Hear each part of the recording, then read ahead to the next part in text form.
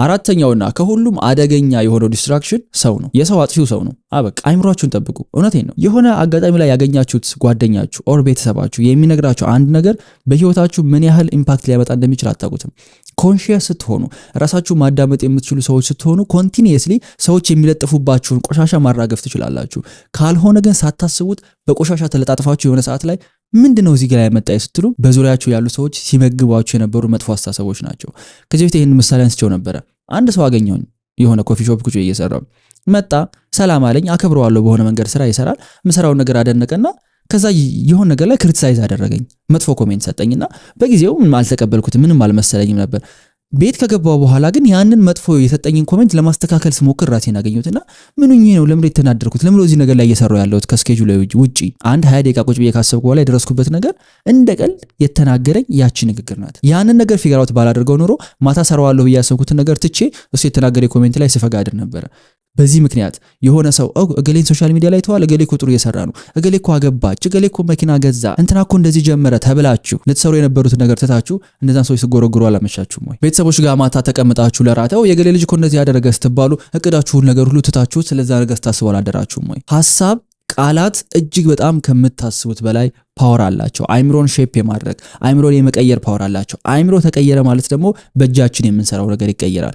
ስለዚህ በተቻለ መጠን በዙሪያችሁ ያሉ ሰዎች ወደናንተ የሚወረውሯቸው ቀስቶችን የምትከላከሉበት ሺልድ ወይም መከላከያ ሊኖራችሁ ይገባል። ትልቁ ዲስትራክሽን በአሁኑ ጊዜ ከመንገድ የሚያስወጣችሁ የሰዎች ድምጾች ናቸው። ማንም እጃችንን ጎትቶ ከቢሮ ያስወጣን አይደል? ና አትሰራም ዛሬ ከሌ ጋር ነው የምትለው ብሎ መጥቶ ተደባድቦ ይዞን የሚወጣ ጓደኛ የለም። ቴሌግራም ላይ ለሚጽፍልን ኢንስታግራም ላይ ነው ስቶሪ የሚያደርገው። የሱን ስቶሪ በማየት በቃ ዲስትራክትድ ሆነናል። የሆነ ቦታ የተዝናና ከሆነ እኮ ናን ሂድ ብሎኝ አይ አልመጣም አንተ ጋር ሄድም ዛሬ ስራ አለኝ ካልኩት በኋላ ኢንስታግራም ላይ ስቶሪ ሲያደርግ ስቶሪውን ገብቼ የማየው ከሆነ ፖስቶቹን የማይ ከሆነ ኮሜንት የማነብ ከሆነ እኮ ምን ቀረኝ በሄድ አይሻልም ነበር ወይ? ስቲል እኮ ሰዓቴን እያባከንኩ ነው እሱን ቼክ በማድረግ። እንዲህ ስላችሁ ግን ያለ ሰው መኖር አይቻልም። ምንም ጥያቄ የለውም። የሚጠቅሙን የሚገነቡንም ሰዎች በዛው ልክ አሉ። ምን መስራት እንደምንችል ምን አይነት አቅም እንዳለን የሚያስረዱንም ሰዎች አሉ። ግን በተቻለ መጠን ፊልተር አድርጋችሁ አጥርታችሁ ወደ ጆሮአችሁ ልታስገቡት ይገባል። በእኛ ሀገር ጣት አይቆረጥም ይባላል አይደለ? አንዳንድ ዝምድናዎች አንዳንድ ግንኙነቶች ልክ እንደዛ ናቸው። አካላችን ሆነዋልና ገንጥለን መተው አንችልም። እውነት ነው። አክሴፕት አደርገዋለሁ። በሆነ መንገድ የቤተሰብ ግንኙነት አለ፣ የትዳር የምን በቃ እነዚህ ኦሬዲ ተጣበቅንባቸው መለየት የማንችላቸው አይነት ግንኙነቶች ሊሆኑ ይችላሉ። ግን ቆርጠን እንኳን መጣን ባልችል ግን ህይወታችንን አፌክት እንዳያደርጉን ግን ማድረግ እንችላለን። የሚቆረጥበት መንገድ ነው የሚለያየው። ከዚህ በኋላ አላገኘህም ብሎ ኮምፕሊትሊ ያን ሰው ከህይወት ማስወጣት ሳይሆን ከዚህ በኋላ ያንተ መጥፎ ሐሳቦች ሌና አፌክት ያደርጉኝ ብሎ በግልጽ መነጋገር ግን ሳትቆርጡት መቁረጥ ነው። በቃ ቤተሰብ ጋር ከሆነ ከዚህ በኋላ እንደዚህ ብላችሁ ምክር አትስጡኝ፣ ከዚህ በኋላ እንደዚህ አታርጉኝ፣ ከዚህ በኋላ በዚህ ጉዳይ ሐሳብ እንድትሰጡኝ አልፈልግም።